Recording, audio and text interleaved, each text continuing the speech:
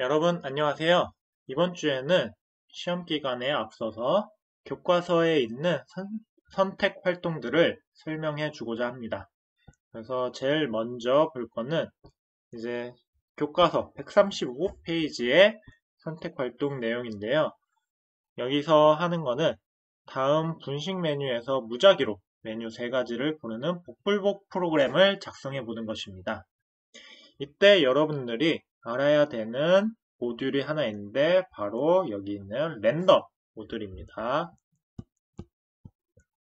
그럼 랜덤 모듈에는 여러분들이 이 교과서에 나오는 함수가 2가지가 있습니다. 랜덤에 랜덤이 있고요. 또 한 가지는 랜드 인트라는 것이 있습니다. 랜덤은 그냥 가로만 치면 되고요. 랜드 인트는 가로 안에 숫자 2개가 들어갑니다. 여기는 시작값이 될 거고요. 이거는 종료값이 됩니다. 그래서 이게 어떻게 되냐면 이렇게 이 함수를 실행하는 방법은 랜덤을 입력하고 가로를 열고 닫습니다. 이렇게 한번 함수를 호출을 하면 무엇을 나타내느냐? 바로 0부터 1 사이에 소수값을 출력하게 됩니다. 그래서 0.8, 0.7 이런 값들을 랜덤하게 만들어주는 함수가 바로 랜덤이고요. 또 랜드인트라고 해서 처음과 뒤에 숫자를 이렇게 입력을 한다고 하면 1부터 10 사이에 정수를 출력하게 됩니다. 이 정수는 어디에 힌트가 있느냐? 바로 여기에 힌트가 있어요.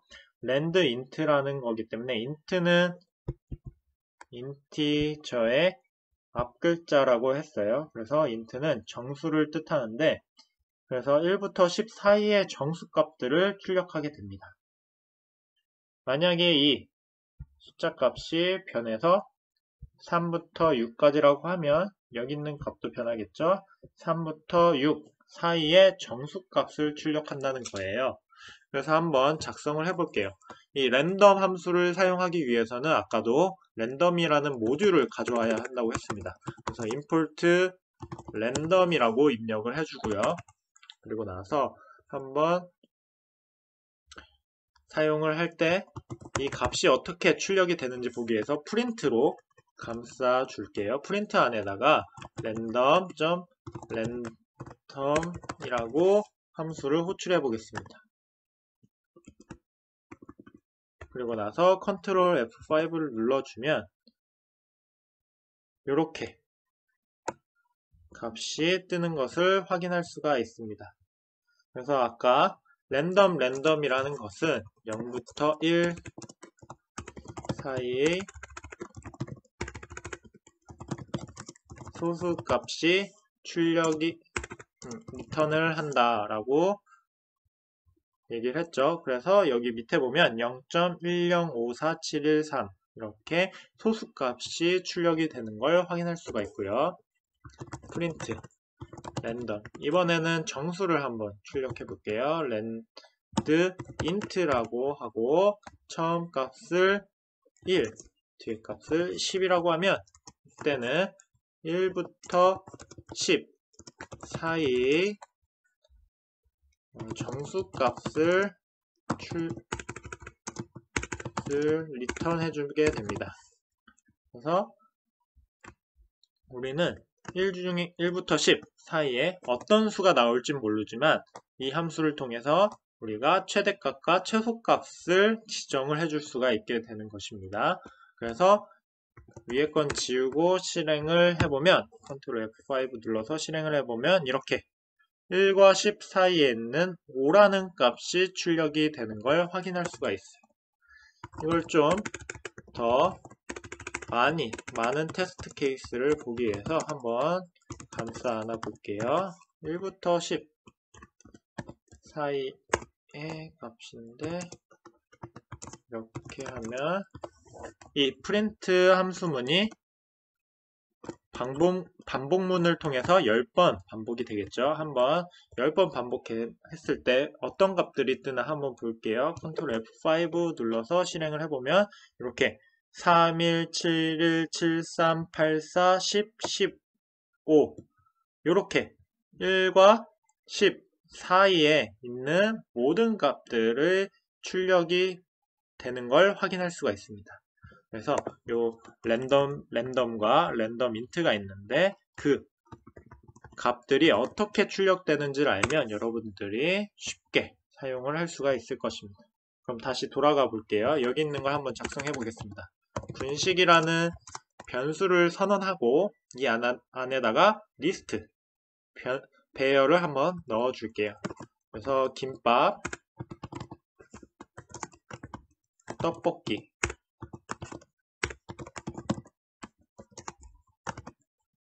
순대,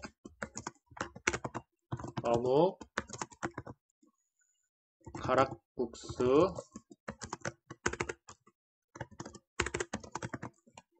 튀김 이렇게 분식점에서 파는 메뉴들을 넣어 줄게요. 배열로. 그 다음에 프린트 분식 메뉴라는 문자열을 입력해주고 그 다음에 분식이라고 입력을 해서 이때는 문자를 출력하는 게 아니라 여기 위에 있는 요 분식이라는 변수를 가져다가 리스트를 출력하게 됩니다. 그래서 Ctrl F5를 눌러주면 요 밑에 보이시죠? 분식 메뉴 김밥, 떡볶이, 순대, 어묵, 가락국수, 튀김이 있다 라고 출력이 되는 걸 확인할 수가 있어요. 그럼 우리는 이 분식이라는 배열 리스트에 접근을 해야 되는데 각각의 메뉴 하나하나에 접근을 하려면 어떻게 해야 되냐면 이렇게 분식 0, 분식 1 이런 식으로 인덱스를 통해서 접근을 한다고 했어요. 그래서 한번 볼게요. 프린트 분식 0을 하면 분식 리스트에 있는 가장 첫 번째 값이 0이라고 했죠. 이 가장 첫 번째에 있는 김밥이 출력되게 될 것입니다. 그래서 한번 김밥이 출력된지 한번 확인을 해볼게요. Ctrl F5 누르면 이렇게 분식 메뉴는 다 뜨고 첫 번째 인덱스에 접근한 김밥이 뜨게 되어 있습니다. 만약에 내가 어묵을 출력하고 싶다 하면은 숫자를 세야겠죠. 0, 1, 2, 3 어묵은 세 번째에 있기 때문에 이렇게 3이라는 값을 입력해 줄게요. 그럼 어묵이 뜨게 될 거예요. 그래서 Ctrl F5 눌러서 실행을 해보면 이렇게 어묵이 출력이 되는 걸 확인을 할 수가 있습니다. 그러면 우리가 이 프로그램에서 원하는 게 무작위라는 값이었어요. 무작위로 출력이 되고 싶다 라고 했으니까 이 안에 들어가는 숫자를 우리가 랜덤으로 뽑아내면 되겠죠. 그때 값은 여기 리스트 안에 있는 숫자만큼이 될 거예요. 그래서 첫 번째는 0으로 시작한다고 했고 0, 1, 2, 3, 4, 5 튀김까지 다섯 번째니까 0부터 5까지 사이의 값을 랜덤으로 추출하면 무작위로 분식 메뉴를 선택할 수 있게 될 거예요. 그래서 우리는 분식에 랜덤 랜드 이번엔 정수가 필요한 거니까 int라고 입력하고 0부터 5까지 라고 입력을 하겠습니다. 그래서 구분을 하기 위해서 첫 번째 메뉴를 선택할 거고요. 이거를 3번 반복하면 되겠죠. 그래서 두 번째 메뉴, 세 번째 메뉴까지 하면 우리가 원하는 복불복 프로그램이 완성이 될 것입니다. 그래서 이 상태로 컨트롤 F5를 눌러서 실행을 해보면 이렇게 분식 메뉴에는 김밥, 떡볶이, 순대, 어묵이 있다는 것을 확인할 수가 있고,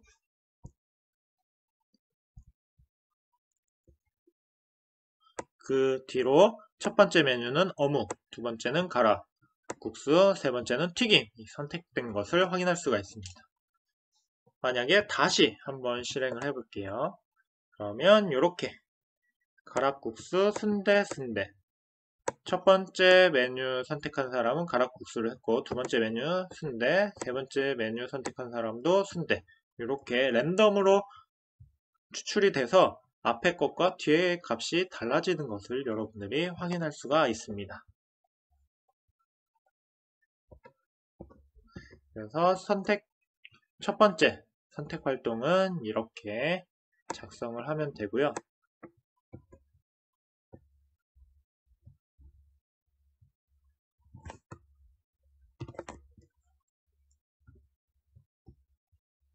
그러면 두 번째는 한번 예제를 짚고 넘어가 보겠습니다. 137페이지에 있는 내용이고요. 여기 곱하기 함수를 만들기라는 것이 있습니다. 그래서 한번 작성을 해볼게요. 이 곱하기 함수 만들기의 조건이 뭐냐면 함수는 정수형의 두 값을 전달받는다고 했어요. 그리고 함수는 전달받은 두 값을 곱한 값을 반환한다고 이야기하고 있습니다. 그래서 한번 작성을 할 텐데 첫 번째 함수를 작성할 때는 df를 입력한다고 했어요. definition의 약자 df를 입력하고 그 다음에 함수 명을 입력한 다음에 첫 번째 조건인 정수형 두 개의 값을 받는다고 해서 a, b라고 하겠습니다. 이 a, b는 정수형의 값을 받아들이는 변수가 될 거예요. 그리고 마지막 definition의 마지막 함수를 정의하는 마지막에는 이렇게 콜론을 찍어주게 됩니다. 그리고 나서 이 받은 두 값을 곱한 것을 반환하게 되는데 이때 C라는 변수를 선언해주고 그 안에다가 곱한 값을 넣어주게 될 거예요. 그리고 두 번째 조건이 뭐였냐면 바로 두 값을 곱한 값을 반환한다고 했어요. 반환할 때 쓰는 명령어가 키워드가 바로 return입니다. return이라는 키워드를 써서 반환을 하는데 이때 C를 반환해주면 되겠죠. C 안에 A와 B가 곱한 값이 들어가 있기 때문이죠. 그리고 나서 곱하기 5랑 10을 할게요. 이 값을 출력을 해보겠습니다. 5랑 10을 곱한 함수를 호출해서 한번 실행을 해볼게요. 컨트롤 F5 눌러주면 이렇게 5랑 10이 들어가서 그 두 개를 곱한 값 50이 출력되는 걸 확인할 수가 있습니다. 만약에 이 return이라는 값이 없다면 어떻게 되는지 한번 볼게요. 컨트롤 F5를 눌러주면 바로 none이라는 값이 뜨게 됩니다. 왜냐하면 이 곱하기를 해서 여기 이렇게 안에서 계산을 했지만 그 계산한 값이 반환이 되지 않았기 때문에 값이 none이라고 뜨게 됩니다. 그러면 우리가 계산한 값이 이 a 곱하기 b라는 계산한 값이 이 c에 들어가 있기 때문에 이 c를 여기다가 적으면 될까 생각해서 한번 c를 입력해 볼게요. c를 입력해서 컨트롤 F5 눌러주면 이렇게 name error라는 에러가 뜨게 됩니다. 왜냐면 이 c라는 것은 이 함수 안에 정의된 지역 변수라고 합니다. 이 지역 변수의 특징은 뭐냐면 함수가 종료되면 사라지게 됩니다. 이 지역 변수는 함수가 종료되면 사라지게 되기 때문에 함수를 호출 안 했죠. 곱하기 50 이렇게 하고 컨트롤 F5 눌러주면 똑같은 에러가 뜰 거예요. 곱하기를 해서 이 함수를 호출해서 실행을 했지만 이 안에 있는 C라는 변수는 이 함수 안에서 선언된 지역 변수이기 때문에 함수가 종료되면 없어지게 됩니다.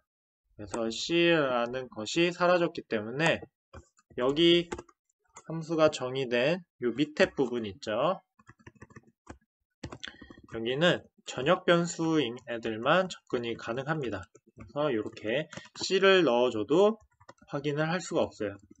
그러면 이 전역 변수로 C를 하나 만들어 볼게요. C를 하나 만들고 실행을 하면 어떻게 되느냐? 이렇게 이 곱하기라는 함수를 선언해서 C를 사용해서 이렇게 값을 C에다가 넣어줬어도 여기에 있는 전역 변수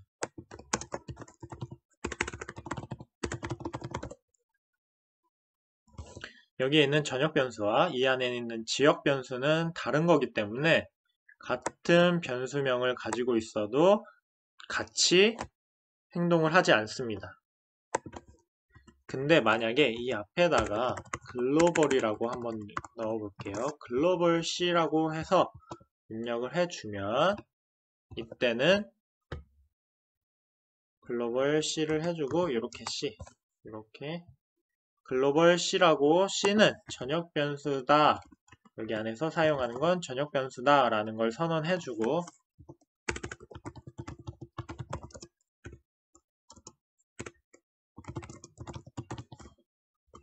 그러면 이 지역 변수는 전역 변수가 될 겁니다. 그리고 나서 컨트롤 F5를 눌러주면 이렇게 아까는 이 글로벌 C가 없을 때는 그냥 여기 전역 변수에 선언된 1이 출력이 되었지만 이 함수 안에 글로벌이라고 입력하면 이 C는 이제 이 전역 변수와 같은 변수가 됩니다. 여기 안에 있는 것과 밖에 있는 게 똑같아지기 때문에 여기 안에다가 저장을 해주면 전역 변수에 저장하는 것과 같은 일이 일어납니다.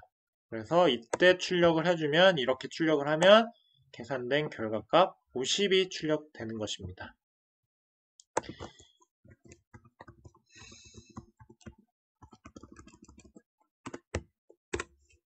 근데 그리고 나서 마지막으로 한 가지 더 리턴을 한번 설명해 보자면 이렇게 글로벌로 선언을 해주면 리턴으로 아까처럼 반환을 안 해줘도 되겠거니 생각이 들 수도 있겠지만 리턴을 하면 편리한 점이 한 가지가 있습니다.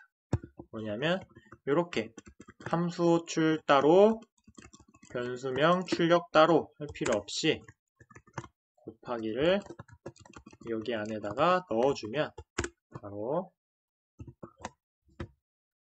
저렇게 변수명을 넣어서 출력을 할 필요 없이 바로 리턴되는 값으로 출력이 가능해집니다. 이러한 편리성 때문에 이제 리턴을 사용하는 것도 있고 이런 글로벌을 선언했을 때는 좀 헷갈리는 부분이 발생할 수도 있기 때문에 이거를 원래는 많이 사용하지 않습니다. 그래서 이렇게 return C라는 것을 사용하게 됩니다. 오늘 선택 활동은 여기까지 하고 다음 시간에 나머지 선택 활동을 해보겠습니다. 그리고 여러분들한테 시험 출제 예상 문제들을 올려놨으니 그걸 한번 풀어보면 나머지 시간에는 그걸 한번 푸는 시간을 가지면 좋을 것 같습니다. 오늘은 여기까지 하도록 하겠습니다.